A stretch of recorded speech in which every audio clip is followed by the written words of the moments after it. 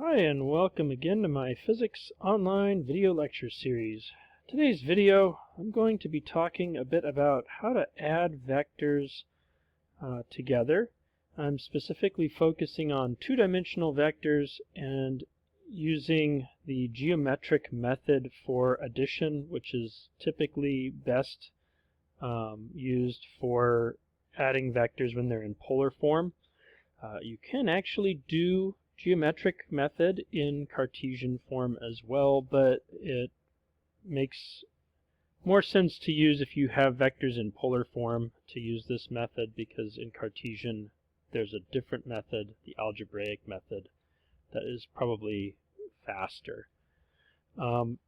So how does the geometric method work? Well, we should begin by recalling that there are different ways to express vectors. So recall that in two dimensions you can express vectors in either polar or coordinate or a Cartesian form. So you can express vectors in polar, and that would be using essentially r comma theta, or magnitude comma direction, and you can express them in Cartesian, which is usually with an x and then a y. So let's say that I want to add two vectors together. So let vector A be represented by, let's say, A comma theta A, and B be represented by magnitude B comma direction B. So B comma theta B. And I want to know what is C such that C is equal to A plus B. Okay, how would I go about doing that? How would I get the resultant vector? This right here is the resultant vector for the sum. And the answer is, I have more than one option really, but the two commonly used options would be to either add them geometrically by drawing tip to tail, or to add them algebraically by going into Cartesian coordinates mostly and adding the components in Cartesian. Now that second option, adding the components in Cartesian, is for another day. Today I want to focus on this geometric approach, tip to tail. So the way that the geometric approach works, so geometric method or approach involves adding vectors tip to tail, and they have to be drawn to scale. So draw vectors to scale, and then we add them tip to tail.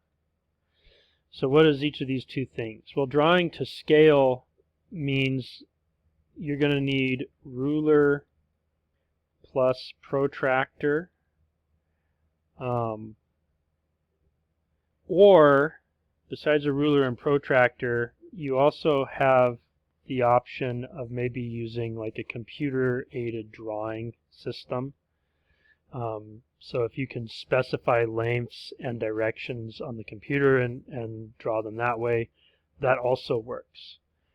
Adding tip to tail basically means I have my first vector like so. So this would be maybe vector A, and then vector B starts at the end of vector A, and then my resulting vector starts from A and ends at B. So this would be C is A plus B.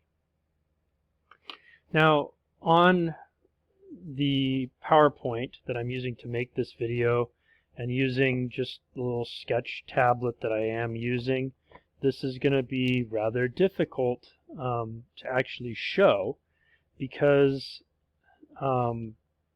like I don't have a very good way of taking like a ruler and putting it on my physical drawing surface or a protractor and drawing things according to that. It actually kind of rescales from the drawing surface to the screen.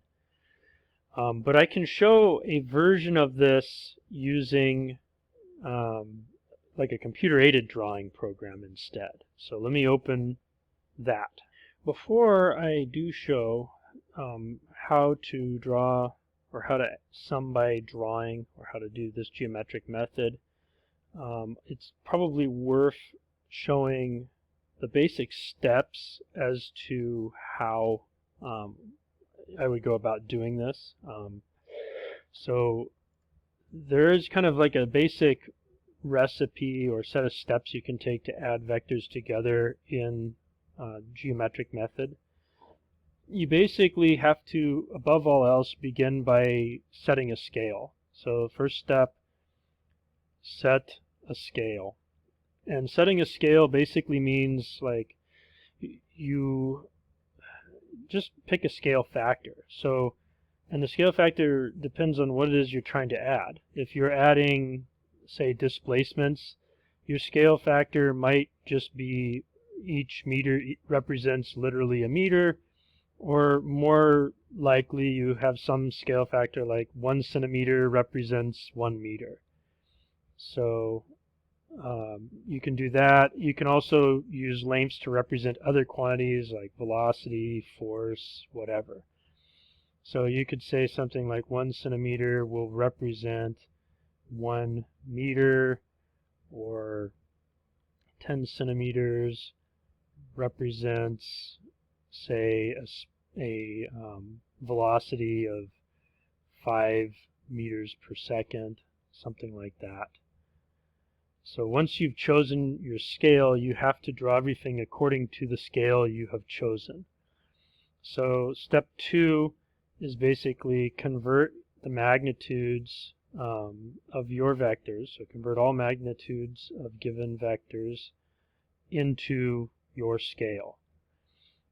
So what does that look like?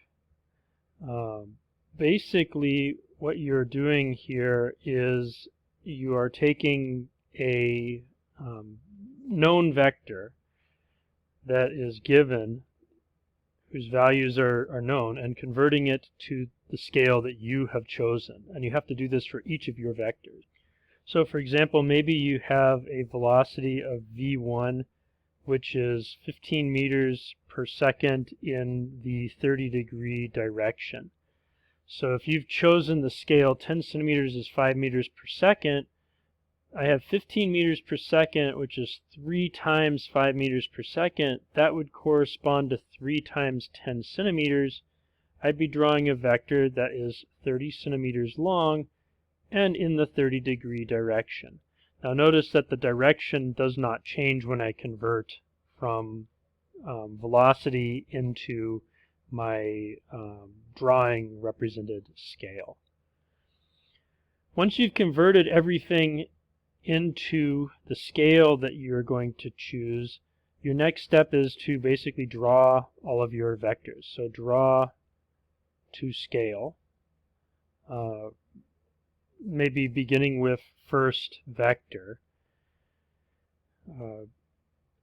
And draw to scale basically means that you are literally just drawing this vector to represent v1. So you would draw a vector that is 30 centimeters long at 30-degree direction.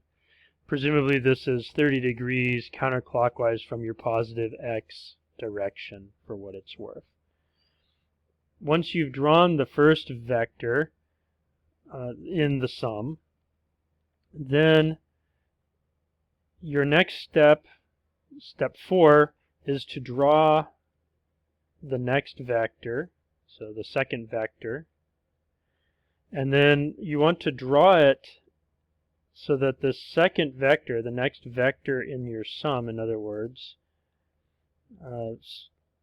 to scale. So again, using the scale you've picked, but instead of beginning at origin, you will begin at the end of the previous vector. And what that does is it basically is allowing you to kind of get a cumulative displacement from your origin.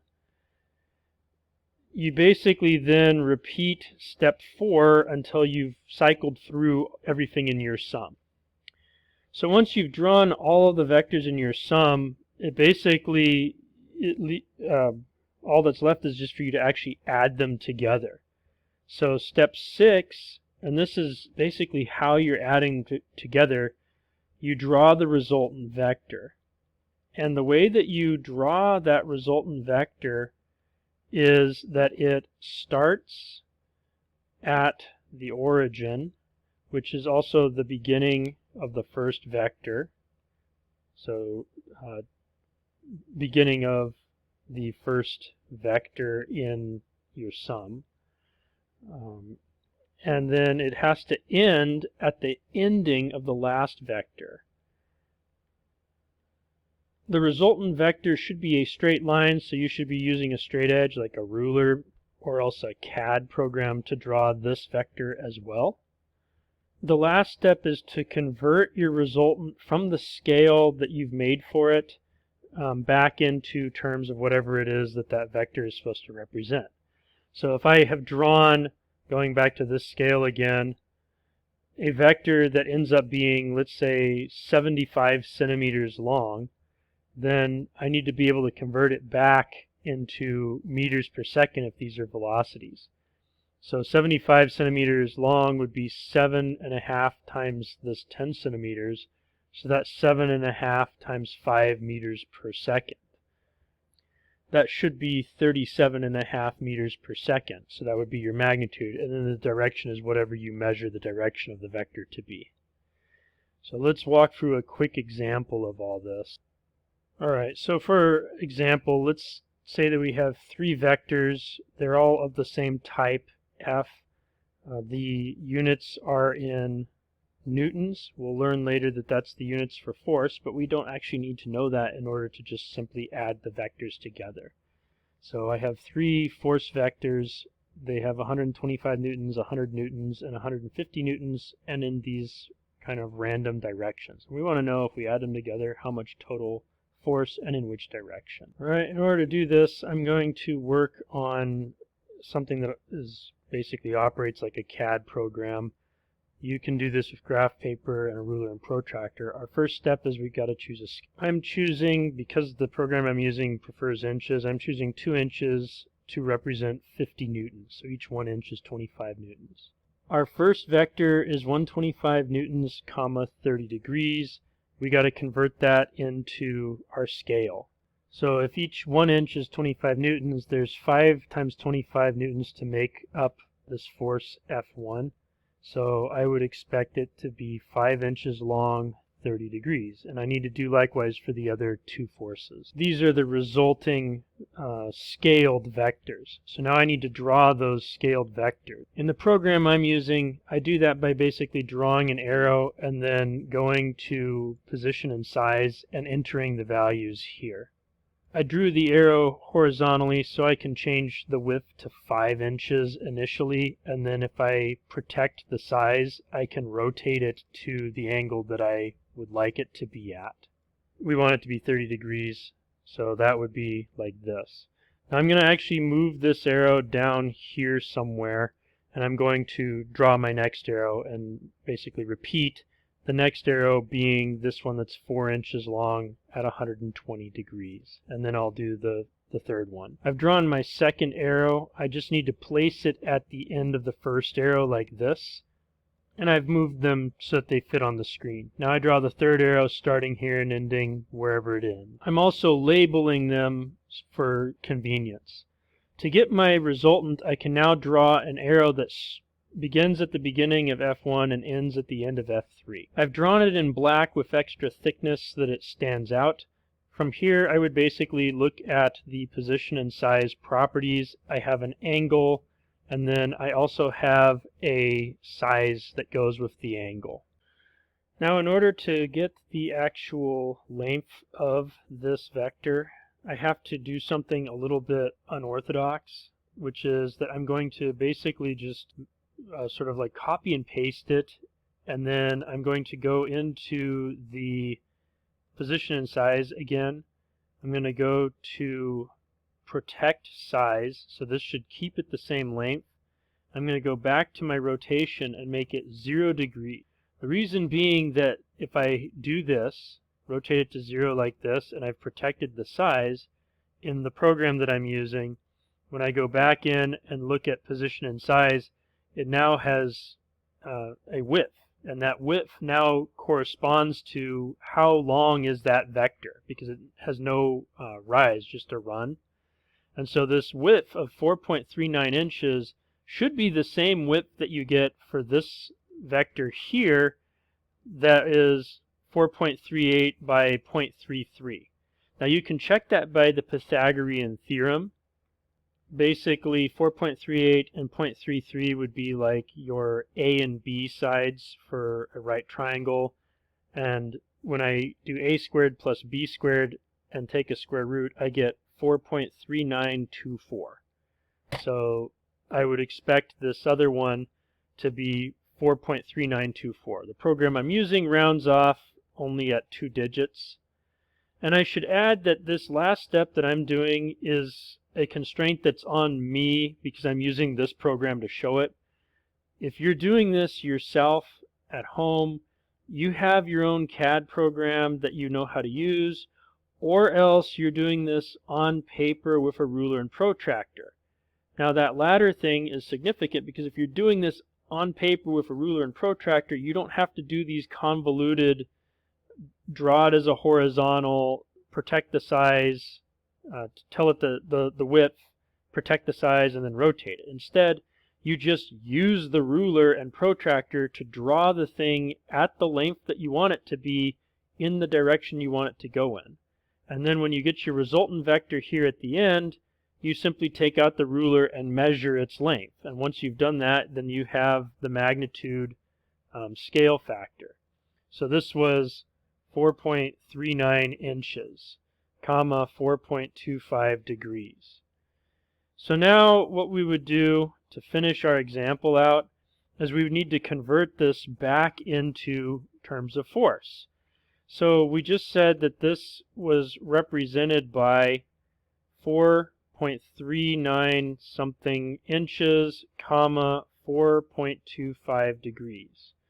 So we use again our scale factor that tells us that each inch is 25 newtons, and so I divide this number by 1 inch and multiply by 25 newtons. So that I can do in my calculator. If I do 4.39, my decimal is not working, 4.39 times 25, I get 109.75. So this right here would be about 109.75 newtons, comma 4.25 degrees. Now you can always double check by doing this in Cartesian, or you could get a more precise program than the one I'm using. For what it's worth, I was using LibreOffice Impress for the drawing. So this is not a true CAD program, but it functions as one for my purposes. But in any case, I now have an answer to what is the sum of these three vectors. In a future video, I will show how to do this, the algebraic method, which does not limit us to how precise is our ruler or how good is our CAD program, but we do end up limited by how well does our calculator calculate and how well do we know how to convert angles into the correct quadrant. So that's all for today's video, and this gives you basically the method you need for adding. There's maybe one little caveat that I could add to all this, which is, what if you want to subtract a vector instead of adding it? So maybe one little caveat subtract a vector. So subtract a vector means to use the same length, use same magnitude, and that would mean in the drawing sense that would be the same length in the scale drawing, but the opposite direction. So what's the opposite direction mean? The opposite direction means that it points 180 degrees from where the original vector is pointing. So I will just kind of sketch that. If A can be represented in the scale drawing like this, then negative A, subtracting A, would be represented in the same scale drawing, by drawing one like this. Same length, 180 degrees opposite direction. So if I have B can be represented, let's say, by this vector, then B plus A might be represented by the first vector plus the second vector, like so. And B minus A would be represented by the first vector and then minus the second vector. So maybe I should actually draw my first vector over here somewhere, minus the second vector. And so this right here would represent my B plus A. This one right here would represent my B minus A, where we've defined this one to be B, this one to be A, this one again to be B, this one to be negative A. Okay, so now that I've done that, I've given you a pretty comprehensive version of adding and subtracting vectors with this method. So hopefully you understand what you've watched and or learned something from this video, and thanks for watching.